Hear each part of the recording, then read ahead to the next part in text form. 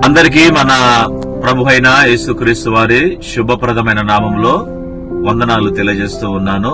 మీకందరికీ శుభములు కలుగును గాక.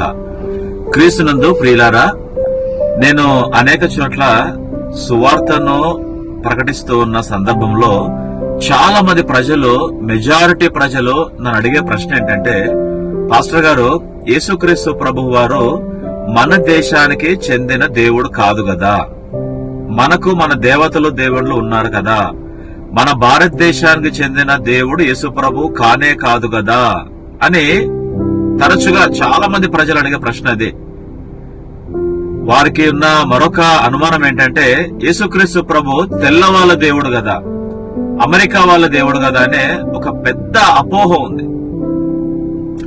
సో నేను వాళ్ళందరికీ చెప్పే సమాధానం ఏంటంటే, దేవుని గ్రంథమైన బైబిల్ ఈ విధంగా సెలవిస్తుంది. అపోస్తుల కార్యంలో 10వ అధ్యాయము 36వ వచనంలో, యేసుక్రీస్తు ప్రభువు అందరికీ దేవుడని, ఆయన వింటున్న నీకు దేవుడు, బోధిస్తున్న నాకు కూడా దేవుడే. అయితే మరి అమెరికా వాళ్ళ దేవుడు, తెల్లవాళ్ళ దేవుడు అనేది కేవలం అపోహ మాత్రమే, అది వాస్తవం ఎంత మాత్రము కాదు.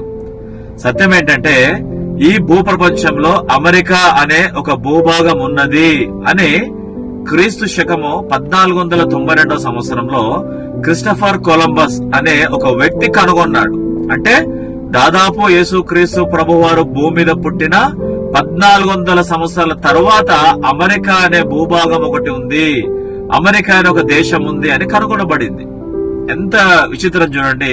అసలు యేసు ప్రభుకి అమెరికాకు సంబంధమే లేదు. ఆయన పుట్టిన 1400 సంవత్సరాల తర్వాత అమెరికా వచ్చింది. ఆయన చరిత్రని రెండుగా విభజించినాడు. క్రీస్తు శకము, క్రీస్తు పూర్వం అని చరిత్రని రెండుగా విభజించినాడు ఆయన. కాబట్టి యేసుక్రీస్తు ప్రభువుకి అమెరికాకు ఎలాంటి సంబంధం లేదు. అమెరికా పుట్టింది 1400 సంవత్సరంలో. యేసు ప్రభు పుట్టి దాదాపుగా 2000 సంవత్సరాల పూర్వమే ఆయన జన్మించాడు. కాబట్టి యేసుక్రీస్తు ప్రభు అందరికీ దేవుడు, అందరికీ రక్షకుడు. యేసు మిమ్మలను దీవించి రక్షించును గాక. ఆమేన్. Praise the lord.